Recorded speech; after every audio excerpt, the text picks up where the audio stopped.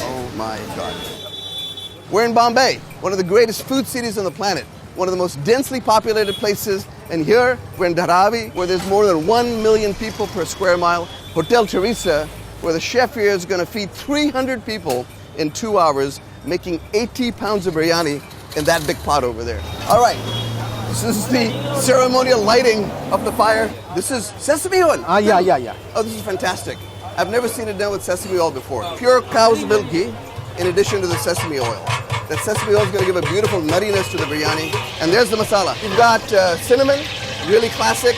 You've got your bay leaves, really classic. This is rock lichen. Dagarpul. That's amazing. Dagarpul means stone flour. Literally scrape off rocks. And the reason the spices are whole is because it's going to flavor the oil. And the oil is going to transport that flavor into the rice, into the biryani. He's tempering the spices in the oil, not using powders but whole spices so that the oil is flavored with the aromatics. I mean, it's a really brilliant technique. There can be a dry masala and a wet masala. A dry masala is a collection of spices that are powdered usually. And then a wet masala is when those spices are cooked with onions, ginger, garlic, tomatoes, and lots of oil. 5 gallons of onions, green chilies. He's not going to stop stirring for about 45 minutes. You don't want the onions to burn. The idea is to reduce the onions, get rid of all the water. The flavor of a biryani is the frying of the onions. Most people seem to think that it's the meat and the masala, but it's really those caramelized onions that are sweet, flecked throughout the biryani that's going to give the flavor. Don't skimp on the onions. It's 9:30 in the morning right now. He'll probably start serving around 11. As you can see, we're on the street, which is the only place it makes sense to cook something at this volume. There's no kitchen that can handle something this size, and it's also an advertisement for everybody going by. I would never walk in a restaurant like this if I didn't see what they were cooking up front. If they were cooking in the back, they would sketch me the out. But cooking in the front, I get to see, oh yeah, that looks good, we're going in. The chef moved here from Tamil Nadu 15 years ago. When he first started, he had a tiny little tea stall, and he started doing a little lunch service on a bench next to his tea stall. Let me show you. And you can see the color. Now you got that browning, the caramelization. It's going to continue cooking, but he's ready now to put the ginger garlic paste in. And this is the art where both of these are going to cook together, where it gets to the final product. Take a look. There's an alchemy to ginger garlic paste that is quite unique. If it doesn't get on your clothes, garlic by itself burns, ginger by itself gets really fibrous. But when you mix them both together in a 50-50 paste, just grind ginger and garlic together and add it, it creates this incredible caramelized fond without burning. You can see the hot spot on the pot is in the middle. And what chef is doing right now is constantly bringing the paste over the hot spot, cooking it, and then taking it to the side. Given the size of the pot, he knows you can't get an equal amount of heat on the bottom. Woo! You cannot shortcut this process. The longer you cook it, the more flavor you're building. That's about 2 gallons of mint, so they get this beautiful aromatics from the mint and cilantro, copious amounts of cilantro. The flavor of cilantro is actually in the stem, and it doesn't look cool in a salad, but when you're putting into a great curry like this, you want to make sure you get the stem in it. There's intense flavor in the stem. So roughly 2 kilos, about 4.5 pounds of yogurt went in. It essentially provides a base for the rest of the onions to continue cooking without drying out. It adds acidity to the dish. Crushed tomatoes, whole tomatoes. Tomato, the single most important ingredient that was brought to India by colonialism, and it's become an essential part of Indian cuisine. So this is what they call rock salt. It's not refined, it's not the fine table salt. And there's no measuring spoon here. I mean, there's no measuring cup. The guy just knows exactly. He's been doing this for 15 years. He knows exactly how much salt goes in here. और एक colour होएगा sir, क्योंकि total ये 5 colour होकर एक बिरयानी बनती है. This is really cool. He's keeping track of the colors. This is a 5-color biryani, and that's part of his cooking. So there's a visual element to this that is also hugely important to the way this dish is constructed. It's all about layers. There it is, the 5th color. This biryani masala is his. He calls it a Tamil Nadu biryani masala. And the basic ingredients are red chili powder, as you can see from the color, cumin powder, jeera, roasted first, turmeric, he's got fennel seed powder, and I guarantee you he's holding back 2 or 3 items from that masala from us, because he's not going to give all the secrets away. The chicken. This dish is traditionally made with either chicken or with goat meat. The chicken's been very lightly marinated in red chili powder and turmeric, both adding flavor to the chicken. Sir इसमें एक संदेशा दे सकता हूँ मैं chicken के बारे में. हाँ बता दो. कि चिकन अगर आप लेओगे तो अगर धोने का है ना आपको तो बिना हल्दी का चिकन मत खाइए.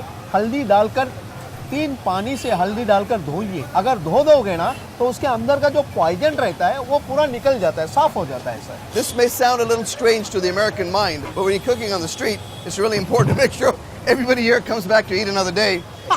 My mouth is watering, his mouth is watering because we're about to put lemon juice, fresh squeezed into this. He was careful to not put it too early because he doesn't want to, we call it furtana, tear the masala. Essentially, the yogurt might curdle, so he's going to put that in and that's going to take that acidity, the acid level in the dish to the next level. So Chef Sabri has put about 4 gallons, maybe 5 gallons of hot water. It's really important to put hot water in here so that you don't slow down the cooking process, you don't retard the cooking process. This is the water in which the rice is going to steam and cook and fluff up and turn into the biryani. Here. Basmati rice, beautiful long grain rice. It's been soaked for probably an hour, hour and a half. It's been soaked. Pure basmati है, इसमें ये खाना भी इसका जो rice होता है एकदम बढ़िया होता है सर। खाने में भी है ना एकदम मुलायम लगता है कि अपना गले से जल्दी पटाख बल के उतर जाता है। और पानी में कुछ डाला था, नमक? नहीं कुछ नहीं सर, कुछ नहीं, सादा पानी। No salt, no lemon juice, just straight soaked rice. हाँ। गारंटी वही 45 pounds of rice. This particular biryani rice, it's fragrant and each grain is separate and gets really long as you cook it, which is really an essential characteristic of a good biryani. My mom's side of the family grew rice in Dehradun. I know my basmati. I'm excited to see what this is going to look like. To simplify this, all of that flavor, everything that's in the water is going to be absorbed into the rice, and that's what's going to give it its signature flavor. It is such an incredible evolution of idea, technique, flavor, layering. I mean, humanity's greatest achievement, the biryani. Ghee with raisins and cashews cooked in the ghee. 2 things are happening. The raisins and the cashews obviously have the flavor of the ghee in them, and the ghee has the flavors of the nuttiness of the raisins and the cashews. These are expensive ingredients. How do you maximize the flavor of them in the whole dish? You take a little bit, cook it in a lot of ghee, and you'll get that flavor infused in the whole dish. These banana leaves are going to go on top of the rice to kind of essentially both help create the dum on the inside and also give an incredible flavor from the oils in the banana leaf to the rice. This is unique. I've never seen this before. The front of the banana leaf is where the oils will release from. So that's the part that he's putting down. Over here, follow me. Come on over. So you can see here, he's getting the dough ready to form a seal around the biryani. He's making a wet dough. He's going to make a rope out of the dough. Use the rope around the lip of the biryani bowl, put the lid on it, creating a seal and cooking the biryani under pressure. So this is India's Instapot going back a couple thousand years. It's a team effort. The lid goes on.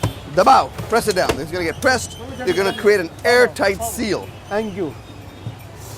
Oh wow, check this out. This lid has been in use for 15 years. You can see the holes where the lid's cracked through, and they're putting dough to seal the holes so that none of the steam escapes. That's not a biryani technique. That's just what we call a jugaad. They're MacGyvering this one. Jugaad basically means to MacGyver something. This country is built on jugaad. This is the magic. He gets these from Tamil Nadu, from his home state. You can tell they're like literally freshly grated. To create the dum, to create the pressure, you need heat from the bottom and heat from the top. He could have used anything. He could have used charcoal, he could have used fence posts, he could have used crates, but he's using the coconut because this symbolizes where he's from. And also, the man's a bit of a showman if you haven't told by now. And it gets all the punchers in. All the crowd's going to come in because they see this happening. When he lights the sucker up, it's his smoke signal that biryani is on the fire and it's time to start lining up. Because it's literally cooking from the top, cooking from the bottom, creating pressure, and the pressure builds inside until the rice steams and becomes fluffy. The way he described it, once this is lit, don't poke at it, don't peek at it, don't lift it up to see what's happening, don't f*** with it. When it's ready, it'll unfold like a flower. His words, not mine. The gentleman over here is making papadums, which is an accompaniment to almost every South Indian-based rice dish. It's a little crunchy cracker. It puffs up like a shrimp cracker. It's made out of compressed dal, or in this case, urad dal, and it's just a crunchy, delicious little snack. Think of it as the Indian potato chip. We're in the slum, in Dharavi, the largest slum in the world, and most people think of a slum and they think of squalor. No, this is where migrant workers that came to Bombay essentially started squatting on open fields that were near the city, and it turned into a city.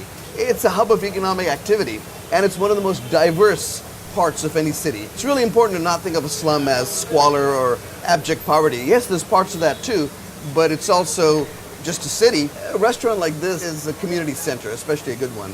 While we've been in here, I've seen the local cops come and eat and leave. It serves breakfast for the early worker on the way in. The dough is fully cooked, and as it cooks, it releases from the top, so they don't have to break the seal. Now they just lift it up, because all the pressure is dissipated. Wow. God, the aroma is ridiculous. You see how each grain of rice is sort of standing up? That's a visual indication that the rice is cooked. It's not laying flat. They're all sort of like poking up a little bit. You can actually also see tiny holes where little steam tunnels have formed in a few places, letting you know that the steam's been able to go all the way through. Exactly. Amazing. And they're ready for service. Most of the street food are coupon systems. You go in and you buy coupon, because the money guy is always different from the guy that's handing you the food. The money guy is usually the owner of the business. Ek dena, please. Huh? Apura. Over here.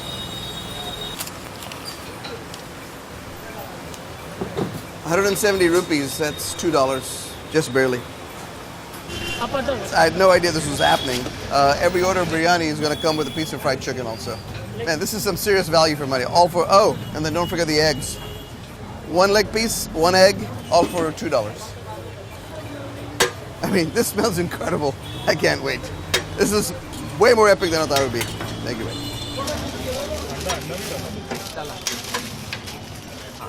Thank you. Look at it, hot, ready to go. Jesus Christ, oh man, oh my God. The banana leaf aromatics just hits you right off the top. Let's go eat. Look at the size of this. Oh my God.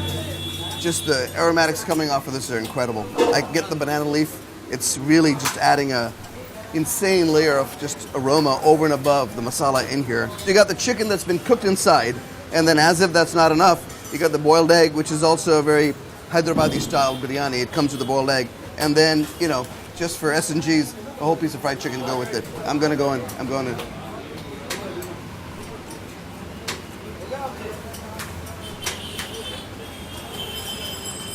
This is ridiculous. It's so freaking good. It's kind of mad. This is last meal biryani.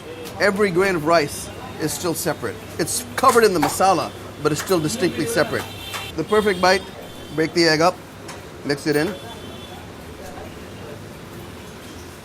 and then break off some of this. The fried chicken is done perfectly.